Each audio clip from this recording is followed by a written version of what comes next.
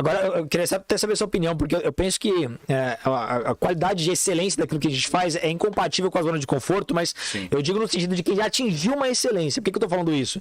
Eu já passei por momentos que eu precisei, por falta de tempo, recuar em algumas coisas que eu fazia. Então, eu estudava pra caramba antes, recuei, e eu percebi que quando eu retomei, já não era mais o mesmo ritmo. Então, é importante a galera entender isso, que depois que você adquire uma certa capacidade, ter uma certa constância é importante, porque naturalmente, não é só a musculatura física, Sim. mas parece que o cérebro também dá uma regredida. A gente não se mantém constante. O cérebro ele funciona igualzinho o músculo.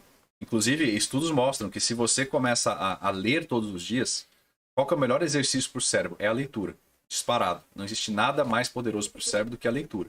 Se você quer hipertrofiar, digamos assim, o teu cérebro, igual você quer hipertrofiar um músculo, você tem que ler todo dia.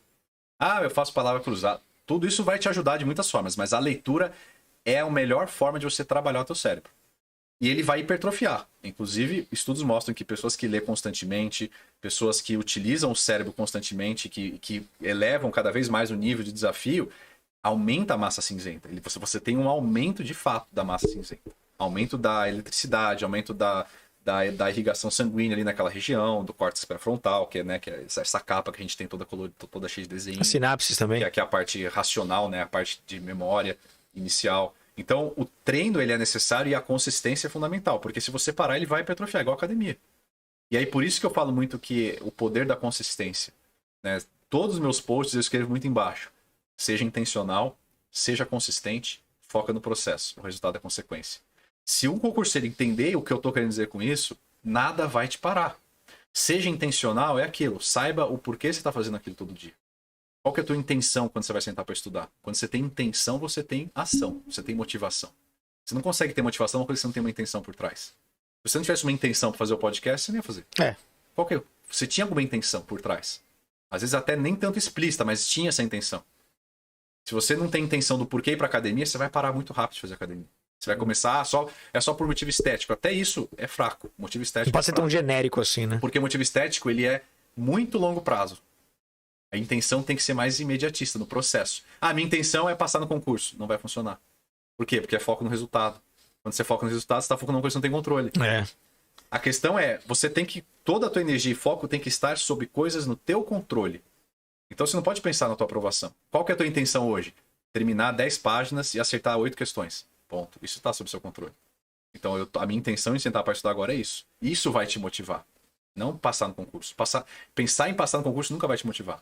Porque você não tem controle sobre isso. O que você fala, eu gosto muito de pensar nisso em termos de cargas hormonais. Porque, por exemplo, se o cara tá pensando no resultado, ele vai broxar no meio do caminho. Agora, se é todo dia, o fato de eu cumprir metas diárias, tá trabalhando no cérebro para produzir dopamina, endorfina, serotonina. Então, cara, parece que eu sabia que você ia perguntar isso. Por quê? Olha só. Hoje, vindo pra cá no carro, eu tava ouvindo um podcast do Wesley. O Wesley é um neurocientista e psiquiatra aqui no Brasil. Ele é bem famoso, ele trabalha com o Paulo Musi. E eu aprendo muito com esse cara. E eu recomendo quem quer entender mais sobre o cérebro. Pra mim, hoje, ele é o melhor de neurociência no Brasil. Eu tava ouvindo um podcast que ele falou justamente isso. Sobre noradrenalina e dopamina. O que ele disse? E até eu quero gravar um vídeo sobre isso, trazendo exatamente o que ele falou para a área de concurso, porque pouco concurseiro conhece ele. Então eu quero trazer isso também para essa área. Que ele fala isso, faça isso e nunca mais desista de nada na tua vida.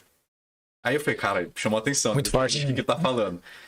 Aí ele falou exatamente isso. Existe um sistema no nosso cérebro, a noradrenalina é a adrenalina, mas quando ela chega no cérebro, ela chama adrenalina. Ela chama noradrenalina. E é um processo que te dá estado de alerta, atenção, que é a adrenalina. A adrenalina te deixa num estado de alerta de ação. Porém, quando ela vai para o cérebro, a noradrenalina, ela precisa ter um mecanismo, de forma bem resumida, né? Ele explica com mais autoridade, mas de forma bem resumida, assim, existe um jogo entre a noradrenalina e a dopamina. A dopamina é o que vai te motivar. A noradrenalina ela te dá um estado de alerta. Mas se essa noradrenalina chegar num limite e bater esse limite, acende uma luz vermelha que te faz desistir.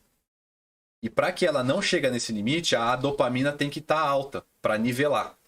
Então, se tiver essa discrepância muito grande, você desiste. E ele falou, por que isso acontece? Quando você começa a fazer um processo, tipo estudar para concurso, que você não tem percepção de resultado no dia a dia, ou seja, no processo, não é o resultado final. Então ele fala, se você começa a estudar para o concurso, pensa só na aprovação, mas você no teu dia a dia não sente uma percepção de resultado, todos os dias, você não sente que está melhorando, e aquilo não é algo que realmente você entende o porquê daquilo, a dopamina ela não cresce. E a noradrenalina vai crescendo, começa a te estressar, e aí vai chegar um momento que é como se o cérebro ele falasse assim, ele falou, é a utilidade versus futilidade.